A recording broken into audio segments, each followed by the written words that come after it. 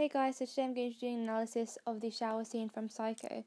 But before I do that, I thought it'd be good to get a bit of background knowledge on where the idea behind the Psycho character came from. In the 1950s, there was a murderer and body snatcher from Wisconsin called Ed Gein.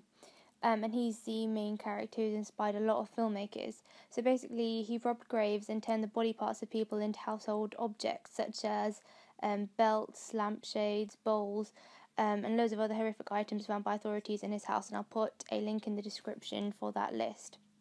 So the inspiration for the Psycho character came from Ed Gein, and after his mother's death, he began to make a woman's suit so he could dress as his mother in his mother's own skin. And again, in the Psycho movie, we see the main Psycho character dress up as his mom and act as this murderer, framing his dead mother.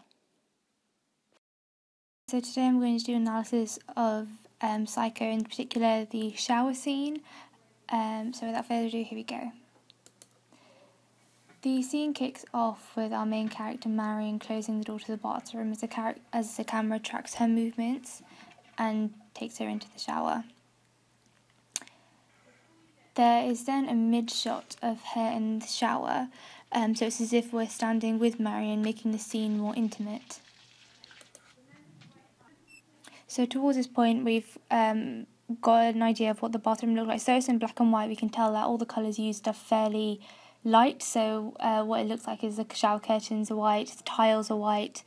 So this represents the kind of purity in this scene. So if we're looking at the mise en scène and we're trying to get some connotations of what the director is trying to say here, I think he's trying to say that at this point Marion feels pure and safe and she's about to have a shower and clean herself from all the trouble that she's just gone through. So this scene itself is meant to be one of purity and cleanliness, and almost like it's a new fresh start for her.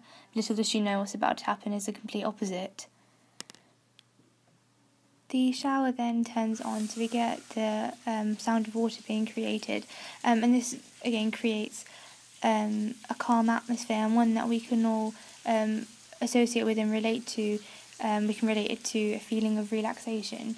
So when we all step into the shower, go for a hot bath, and we turn the tap on, there's that essence of relaxation and the atmosphere just being really tranquil and peaceful. We then get this really nice cut to a high angle showing the empty space kind of behind her and the blurred background behind the curtain. So though we can't actually see perfectly what's in the background, the curtains are white and fairly opaque, so we can get an idea of what's sort of behind her. This plays on the conventions of horror as well, because we can now expect something to come from that massive empty space behind her, and lo and behold, something does happen and someone does come from behind that empty space. As the figure emerges from the door, it becomes a bit clearer the colours that they're wearing, and they appear to be in really dark clothing, connoting horror or death for the character in the bathtub. Hitchcock managed to do a really clever thing with sound here, which is where the shower curtains are drawn back and you'd usually expect a fairly high-pitched sound coming from the metal on the top of the hooks. He also incorporates the famous screeching sound that's associated with Psycho film now. So if you sort of take a step back and look at the scene and you look at this screeching sound, it kind of ties in really well with that that really well-known Psycho sound. Some of the shots are out of focus to show the weakness that Marion's now feeling as she's being stabbed, and how weak her position is. She's in a bathtub naked and alone and got nothing to protect herself.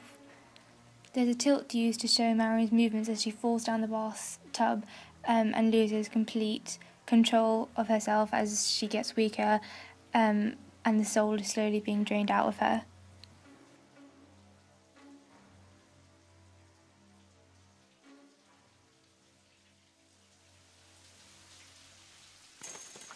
As Marion falls to the floor, we can see her blood being drained from her body, and again this represents the idea that the soul has now left her and is being drained from her body and it's been taken away by this mysterious murderer behind the shower curtain. Hitchcock uses this really nice shot where we get a zoom into the plug hole, which then bridges into the image of Marian's eye. So again, this represents the idea that the soul's being drained out of her and taken into the plug socket and away from her, and then we get a cut to her eye, which we know now belongs to the dead Marion.